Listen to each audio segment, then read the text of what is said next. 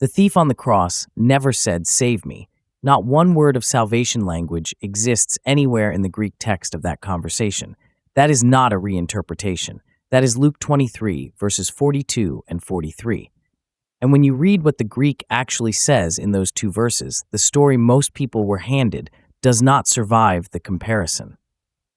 The traditional reading has carried millions of people through grief. The image of a man at the end of his life, turning to Christ, being received in his final moments.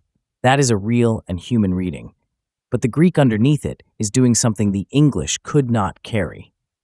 If the thief did not say, "Save me," what did he say? And the word Jesus used in his answer, the word your Bible renders as paradise, that word does not mean what you think it means. Not in Greek, not in the Septuagint, not in any of the 3 times it appears in the entire New Testament.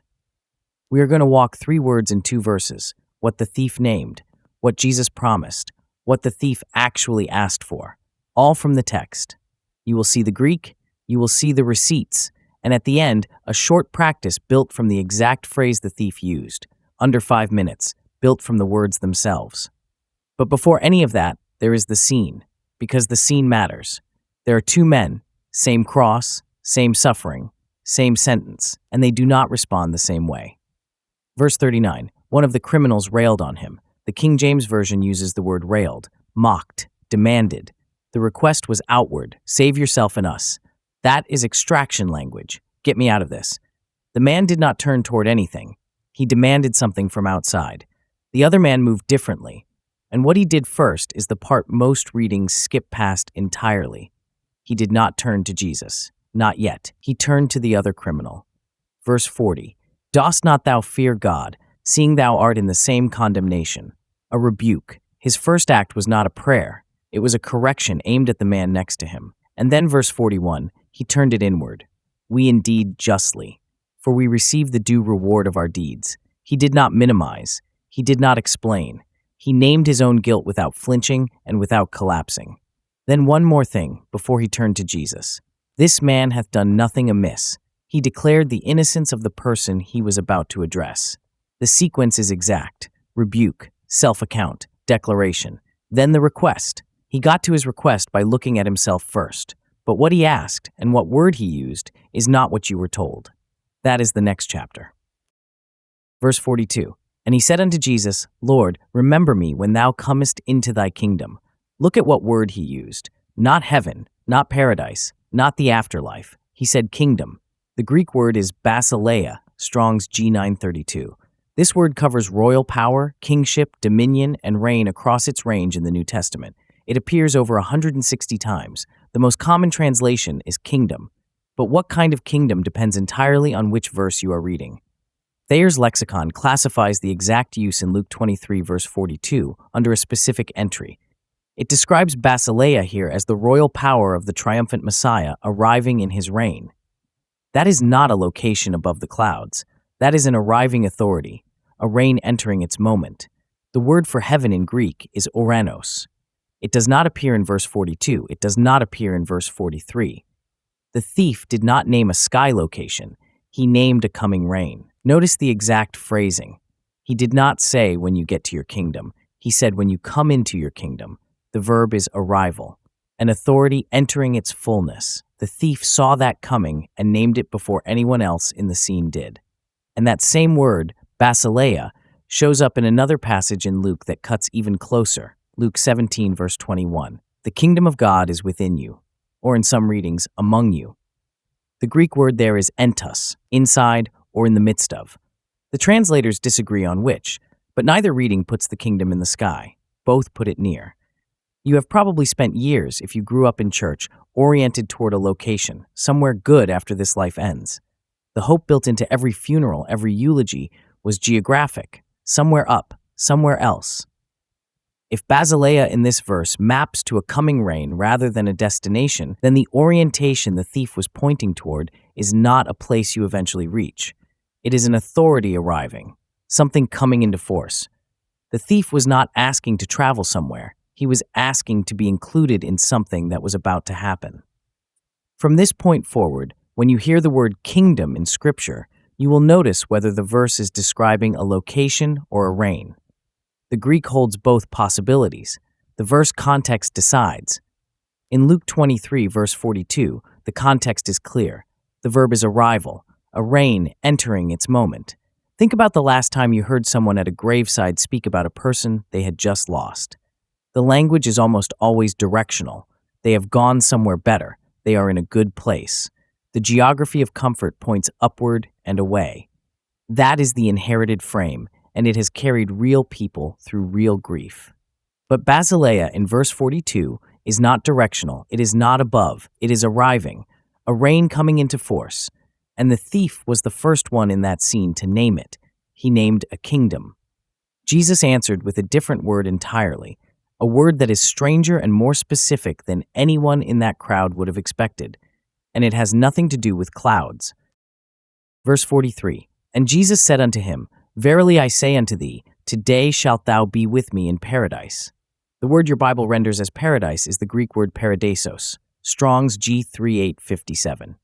Here is what the lexicon says. Strong's reads of Oriental origin, a park, i.e. specially an Eden.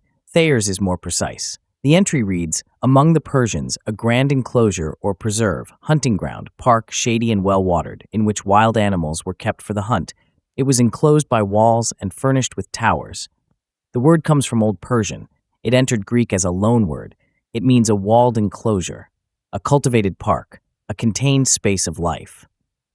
This word appears 3 times in the entire New Testament: Luke 23, verse 43, 2 Corinthians 12, verse 4, Revelation 2, verse 7.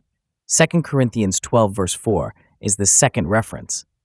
Paul says he was caught up into Paradeisos. He heard inexpressible words. He does not say he saw clouds. He does not describe a hall or a throne. He says he heard something that could not be spoken. A walled enclosure, a living space, something contained and alive, 3 appearances. And not once does Paradeisos function as a map coordinate. Luke 23, a promise. 2 Corinthians 12, an encounter Paul cannot put into words. Revelation 2, a garden with a tree. Each appearance describes something experienced from the inside, not a destination observed from the outside. The word never becomes a location you look at from a distance. It is always a space you are within. Revelation 2, verse 7 reads, To him that overcometh will I give to eat of the tree of life, which is in the midst of the paradise of God. The paradise of God in that verse contains a tree, not a throne room, not a golden street, a tree. The image is a garden with a living thing growing inside it. And when the Greek Old Testament, the Septuagint, uses Paradeisos, it uses it for the Garden of Eden. Genesis 2, verse 8. God planted a garden. In the Greek, that word for garden is Paradeisos, the same word Jesus uses in Luke 23. Every Jewish listener in that crowd who heard Jesus say this word would have heard garden. They would have heard Eden, because that is what their scriptures had always said the word meant. The honor goes to the traditional reading here. Paradise has carried a real weight across centuries. For millions of people, the promise of being with Christ in paradise has sustained real grief and real loss. That is not nothing. The image endured because people needed it to endure. But the word itself is a garden, a walled enclosure, a cultivated space, and every time Paradeisos appears in the New Testament, something alive is inside it. A tree in Revelation 2, a man who cannot speak of what he experienced in 2 Corinthians 12, and a dying man told he is going back inside one in Luke 23. The garden in Genesis was not destroyed. Access was restricted, cherubim and a turning sword guarding the way to the tree of life. The garden itself still exists in the text. What Jesus is pointing to, with this specific Persian loanword, is a return to an enclosed living space of presence, not a destination reached by dying, a condition restored. You have probably thought of whatever comes after this life as somewhere you finally arrive, a location you earn your way toward. If Paradeisos maps instead to an enclosed living space of original presence, a walled garden that was never destroyed, only made inaccessible, then the promise shifts. Not an arrival somewhere new, a return to something that already exists and is waiting. From now on, when you hear that word in Scripture, you will hear the walls. You will hear the garden inside them, and you will hear what Revelation 2 confirms is still growing in there. The promise was a garden. Now we come to what the thief actually said. The verb he used in verse 42, the word the title of this video is built on, and it is the one that changes everything about how you read this scene. Verse 42 again. Lord, remember me when thou comest into thy kingdom. Your translation says, remember me. That sounds passive. A dying man asking not to be forgotten, a plea to be kept somewhere in the back of a memory. The Greek word is mnestheti. It comes from the root mimnesko, Strong's G3403. Thayer's classifies the exact use in Luke 23 verse 42 under a specific entry, not the generic recall entry. The entry for this verse reads to remember for good, remember, and care for. This is not offhanded recall. It is active, intentional, caring remembrance. The form in Greek is a direct command, aimed at one person. The urgency is built into how the sentence is constructed. This is not passive. It never was. Now look at what is absent. The Greek word for save is soozoo. It is not in verse 42. The Greek word for forgive is aphiemi. It is not in verse 42. No confession, no creed, no formula of any kind. The thief did not ask to be saved. He did not ask to be forgiven. He asked to be held. You know this experience. There have been moments in your life when you were not asking to be rescued, not asking for advice, for doctrine, for a solution. You were asking to be seen, to have someone hold you in their awareness without flinching, to be remembered in the fullest sense, carried in someone's mind with care and intention. That is what nis carries. Thayer's places the Luke 23 verse 42 citation directly under the definition to remember for good, remember and care for, not the generic meaning, the caring, intentional, sustained meaning. The next time you find yourself in a moment where you want to be seen more than you want to be fixed, you will have the word the thief used. You will recognize what you are actually asking for. Not because a teacher handed you a concept, because the Greek text of this passage named something that was already happening inside you. The thief did not present credentials. He presented himself, and the word he used to do it, from the Greek text of the most famous last-moment conversation in the New Testament, contains zero salvation language. Every Greek word from this video, Mnestheti, Paradeisos, Basileia, the full lexicon entries, every verse reference, is inside the Greek study guide for this video. That is available to Watchman members. Link is in the description. 3 words, 3 gaps, 1 scene. And when you put them back together, the passage reads like something different than what most people were handed. That is the next chapter. Walk the scene again, all 5 verses, with what we now know. Verse 39, one man demands extraction. Save yourself and us. He is oriented entirely outward. He wants to be removed from pain by something coming from outside him. The movement is away from himself. Verse 40, the other man rebukes him. His first movement is not toward Jesus. It is toward the mocker, a correction. Do you not fear God? Verse 41, he turns it inward. We indeed justly. No explanation. No minimizing. He sees himself without flinching and names what he sees. Then he names the innocence of the man beside him. Both movements, outward correction and inward honesty, happen before he speaks to Jesus at all. Verse 42, out of that honest seeing, he turns to Jesus, and the word he uses is mnestheti. Remember me, hold me in your caring awareness, not soozoo, not aphiemi. He asks to be seen, and he names where he is orienting toward. Basileia, a coming rain, an arriving authority, not a sky location, not a geographic destination above. Verse 43, Jesus answers with Paradeisos, a walled garden, a cultivated enclosure. The word the Septuagint uses for Eden, a garden with a tree in it, as Revelation 2 verse 7 confirms. Not clouds, not a golden hall, a garden. This is not an escape story. It never was. When you read the Greek, it is a recognition story. A man who saw himself clearly, named a coming authority, asked to be held in caring awareness, and was told he was coming home to a garden. The scene begins with one man demanding to be saved from the outside. It ends with another man asking to be seen from the inside. The Greek words mark which direction each man was moving, and they mark the sequence the second man followed before he ever spoke to Jesus. Rebuke, self-account, declaration, then request. The request was not the beginning. It was the outcome of everything that came before it. If this is a recognition story, then what it asks of you is not a formula. It asks the same thing of you that it asked of him, not a creed, not an escape plan, the same thing he did first.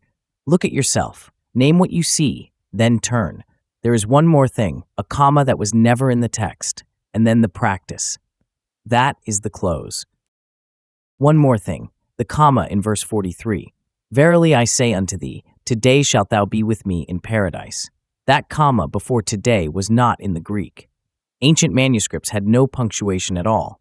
Every comma in your Bible was placed by a translator, not by the text. The same sentence can be read this way.